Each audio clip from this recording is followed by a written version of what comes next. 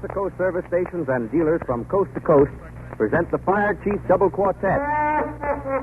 Don Voorhees and the Fire Chief Band. Graham McNamee. And Ed Wynn, the Perfect Fool. Well, I'm the chief again. Tonight the program's going to be different. Good evening. Good evening, Chief. I saw you last Sunday out in the country, yeah. What were you doing carrying that lantern? Well, it was dark in the country, Graham. I was calling on a girl, so I carried the lantern. Well, that's funny. When my uncle was courting his wife in the country, he didn't use a lantern. Oh, I don't doubt that, Graham, but look what he got. Well, never mind that, Chief. What I want to know is, did you behave yourself, son? Oh, what do you mean, Graham? Well, I mean, did you keep the commandments? Oh, don't be silly, Graham. I always keep the commandments. You do? Yes, my great trouble is with the amendments. That's my trouble. Oh, I felt fine when I called on my girl. I felt great, but her father took us on an automobile trip, and I had to be good, Graham. Did you? Yes, between his car and the bum roads, it knocked the devil right out of me, Graham. Well, I finally got you to ride in an automobile anyway, didn't I? Yes, you did, Graham, but the least you can do for me now is to get on a horse. Well, Chief, isn't it true that horseback riding gives you a headache? What are you talking about? Riding a horse gives you a headache, Graham? Yeah. On the contrary. On the contrary, Graham. Well, and what's more, if more people rode horses, there would be less accidents over the weekend. Oh, still talking in the past, aren't you, Chief? That was before four-wheel brakes. Oh, Graham, I'm glad you said four-wheel brakes. Oh, that reminds me of a beautiful song. I'm going to have Don play it. It's about four-wheel brakes, you know. Yeah. The title of it is Four-Wheel Brakes, the News to Mother. Play that, Don.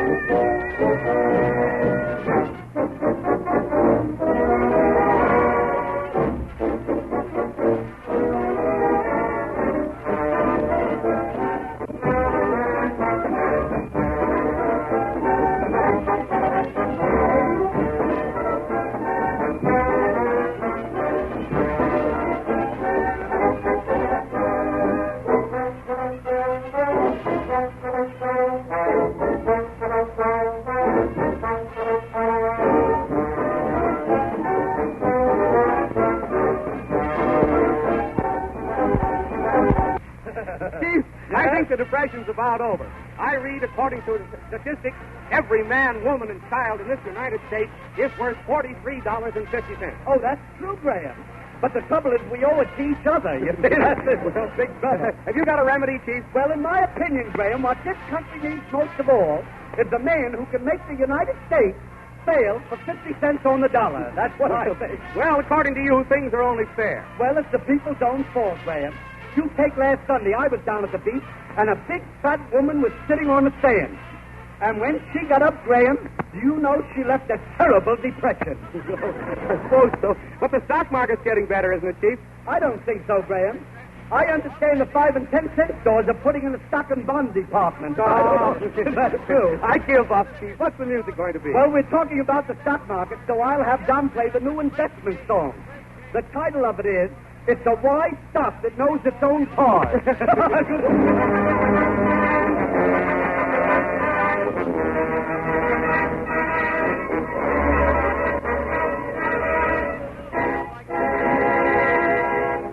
We're loyal to you, Illinois, to the orange and blue Illinois.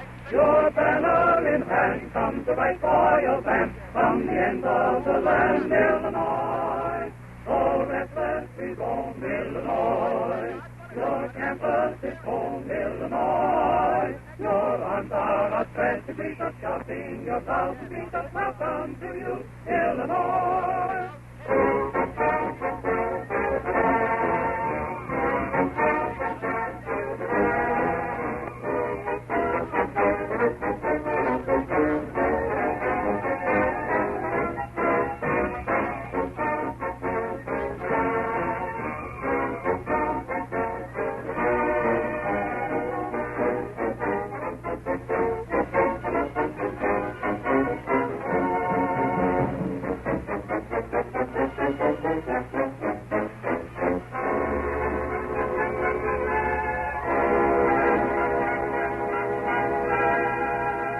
We're loyal to you, Illinois. We're orange and blue, Illinois. We'll back you to stand against the best in the land, for we know you have stand, Illinois. Rock, rock, so smash that blockade, Illinois. So crashing ahead, Illinois. Our team is our faith, protect the convoys, for we expect a victory from you, Illinois.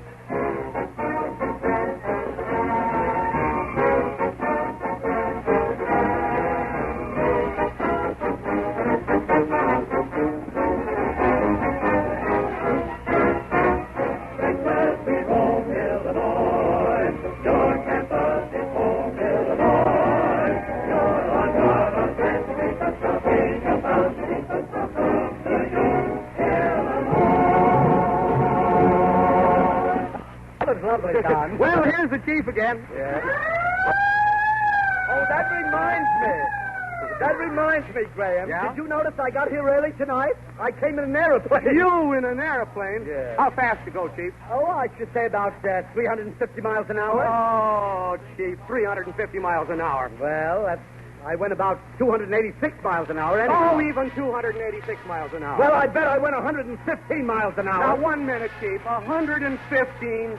Oh, well, then let's stop talking about it altogether.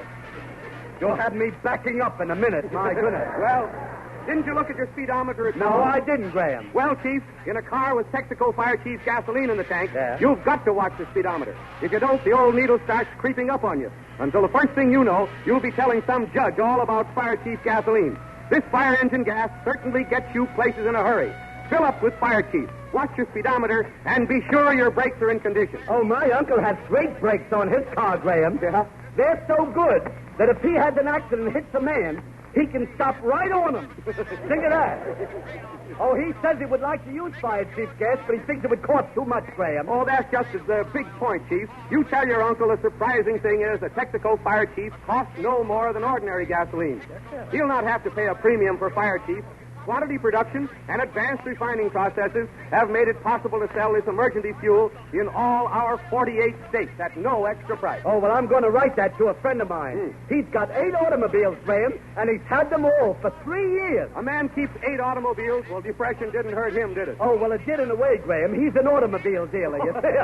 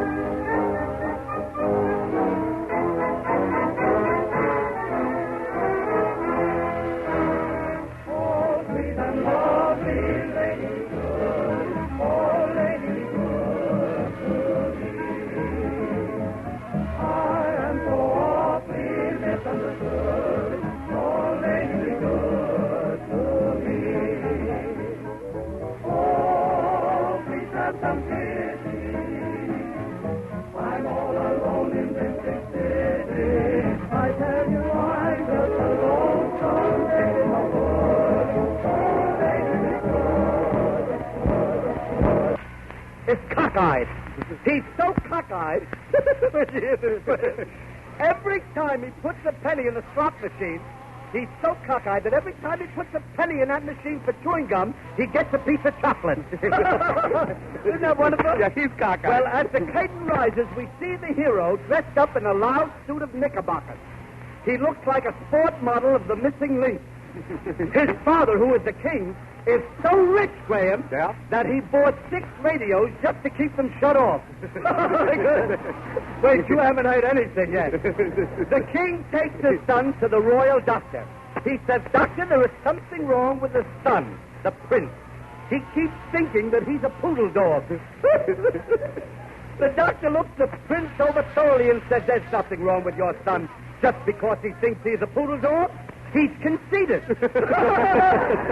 When you hear this, Graham, when you hear it, listening, you better sit down. You'll laugh and fall over, Graham. I will. Well, the doctor said, what the prince needs is a college training. That's a bright remark, I think.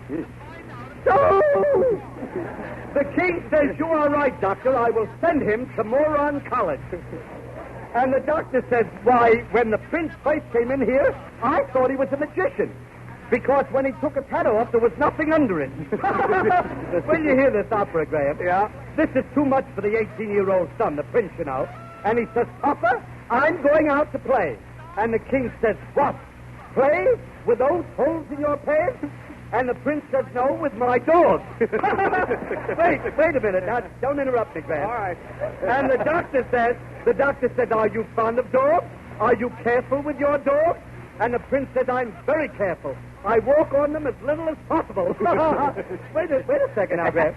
The king says, "Can a college course help this son of mine?" And the doctor says, "Well, if they only give that kid of yours a blank sheet of paper to read, it'll improve his mind." Wait a second. No! The king says, "Well, then I'll send him to college. But, son, before you go, I want to give you one piece of advice. After you graduate, son, always be nice to people who never went to school or college. If you're not nice to them, they may never lend you any money." Say that, Don.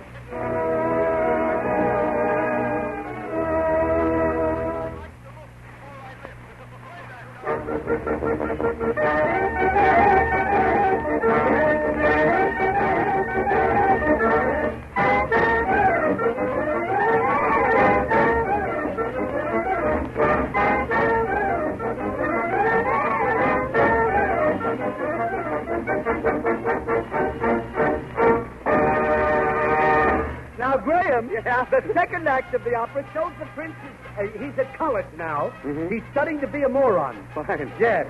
We find him in the English class. The professor says to him, "Prince, define the word he." And the prince says, "The word he is a personal pronoun. The word he is a personal pronoun at all times, except when used for laughing purposes like he. The professor said, "That's excellent. Now tell me something about Washington." And the young dope says, "Washington? Washington is the first in war, the first in peace, and third in the American League." The professor said, "That's excellent, too. Now, one more example in English. Give me a sentence using the word fascinate." And the prince says, "That's easy. President Hoover has 9 buttons on his vest, but he can only fascinate." That's remarkable. Well, You see? So, the prince goes to the natural history class. And the natural history teacher said to him, how was iron discovered, Prince? And the prince says, iron was discovered because somebody smelt it. Really, in a minute, I'll be absolutely hysterical. The teacher said, that's fine. You can move up a seat. You are now next to the last in your class. And you wouldn't be there except the village idiot is homesick. Just then the athletic coach sees the prince and he said to the prince, I can use you. You have a football face. Your features are in a huddle. But he says, I don't know if you're limber enough. Why do you walk so stiffly? And the prince said, I'm breaking in some new underwear. I'll die laughing. When you hear this? So, that night, the prince is so excited about getting on the football team that he can't sleep. It seems that he has a 4-poster bed. And he keeps awake all night trying to make touchdowns. No one ever thought of that before. Well, the next day, passing the backyard of the house, the prince sees a slip of a girl on a watch line. You see, Graham? That's a good place for it. He waits for the girl to come out of the house. She comes out eventually. She is a fleeting vision in white. She's a traveling nightmare. So the prince rushes to her and says, I do not know your name, but your breath is like wine. There are cloves in your hair. I will call you my Virginia ham. Say that.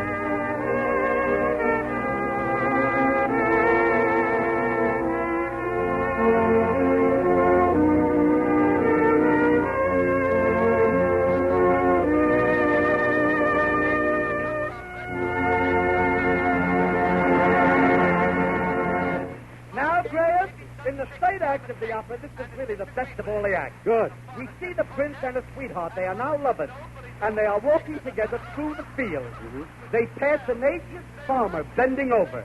You know, the farmer's bending way over. Yeah. And they see an old rustic seat in the country. Well, the prince turns to the girl and asks her for a kiss. She refuses. No. Yes, you see, the prince doesn't know that she's just like an ocean liner. It takes a tub to start her, you know. Anyhow, she says, we'd better go in. It looks like rain. And the prince says, little dogs that will and little dogs that won't. And she says, what are you talking about? Little dogs that'll rain and little dogs that won't rain. And the prince says, well, pups that will and pups that won't. So, that night, the prince is absolutely flabbergasted. He calls on his girl, only to find another man has the girl in his arms and hugging her and kissing her. The prince says, tell that man to stop kissing you. And the girl says, tell him yourself, I don't even know him. That to me is a big scene. Yes, he was right. The prince turns to the man and says, how many times did you kiss her? What do you think the man said, Graham? What? The man said, I don't know how many times I kissed her. I lost a finger in the war, and I can only count up to 9. To me, that's brilliant. The prince is so mad, you know, he frauds at the mouth. Yeah? The stranger gets angry, and he frauds at the mouth, too. And as they are both frothing at the mouth, they challenge each other to a duel. Well, after the duel, the prince, Graham, takes the girl in his arms and says, I have brought you an onyx ring. And she says, oh, that's lovely. This is so unexpected. At that moment, the girl's father sticks his head.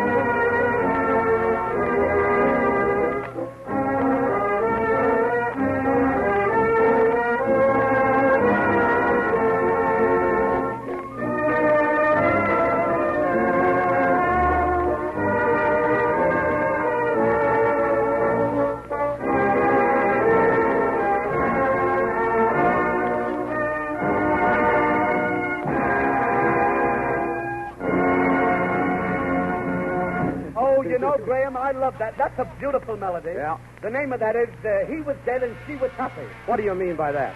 I mean the Merry Widow. I got it all mixed up. Well, come on, Chief. Let's get down to these letters, shall we? Yeah, I'd love to. All right, here's one from Helena, Montana. Oh, Dear good. Chief, I'm invited to my first picnic next Sunday, and I would like to be prepared for some of the things that are going to happen. Yeah. You think we'll have a buggy ride? Signed, Ecstasy. Dear Ecstasy, I've been on a lot of picnics. You may not have a buggy ride, but I'll guarantee that you'll have a buggy cake. I know that. Here's one from Oklahoma City, Oklahoma. Yeah. Dear Chief, I am in love with a fellow who works on a horse ranch near here, and I think he loves me, too. He acts very bashful when he's with me, and I think this is due to the fact that he only understands horses. How can I find out if it is serious in his intentions to me? Signed, Flustered. Dear Flustered, as your sweetheart knows nothing but horses, if he gets serious, you'll know it immediately. The first thing he'll do is to open your mouth and look at your teeth. Here's one from Edgartown, Martha's Vineyard, Massachusetts. Oh. Dear Chief, at a meeting of our club last Friday, we were discussing which was the most popular name of cities in this country. One says Springfield is used the most. Another says Washington. One says Centerville. What do you say? Signed, Tourist. Dear Tourist, the most popular name that I have seen is Goslow. There seems to be one in every state in the Union. You'll notice it on all the signs, Goslow.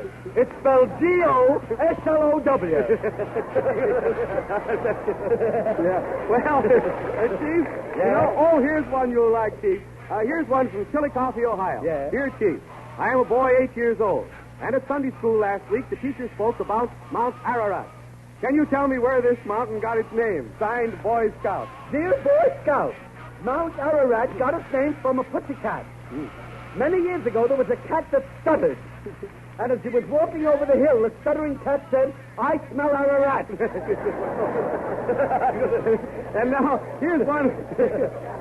Here's one, Chief, from Chicago, Illinois. Oh, go ahead, Chief. Read this yourself. Well, this one says, Dear Chief, what do you think of this? I put some Fire Chief gasoline on my grapefruit, and it increased the squeak 50%. Well, I'll answer that one later. I don't know what to say.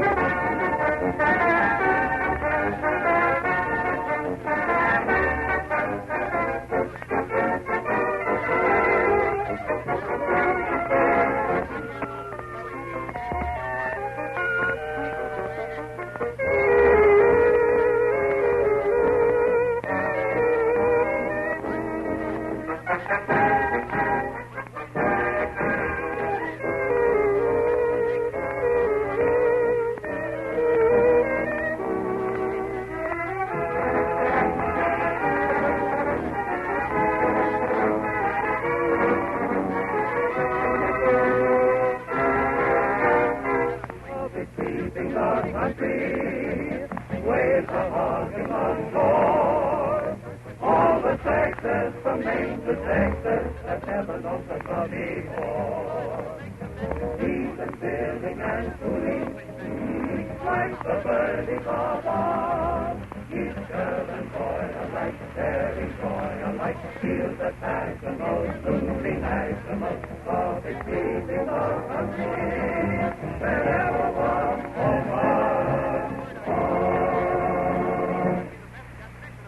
Just what does the United States government consider an emergency motor fuel?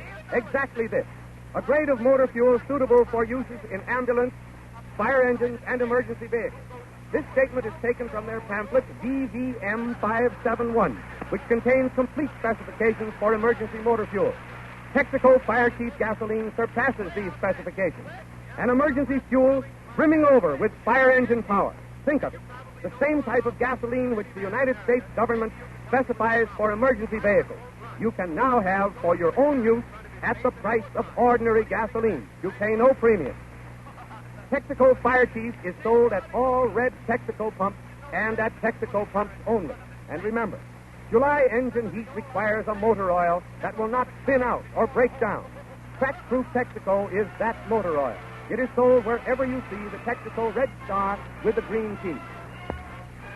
Each week, the Texas Company presents over a coast-to-coast network Ed Wynn, the Perfect Fool, supported by a cast of more than 50 artists, including Don Voorhees, the Fire Chief Double Quartet, and Graham McNamee.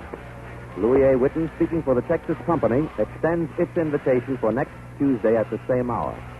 Whenever you hear the siren and bell, think of Texaco Fire Chief gasoline.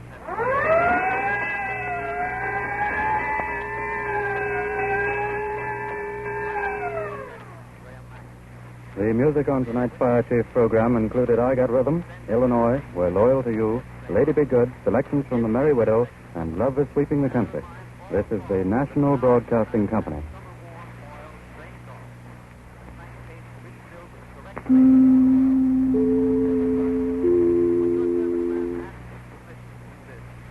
WEAF, New York. Thinned out summer oil has actually caused damage.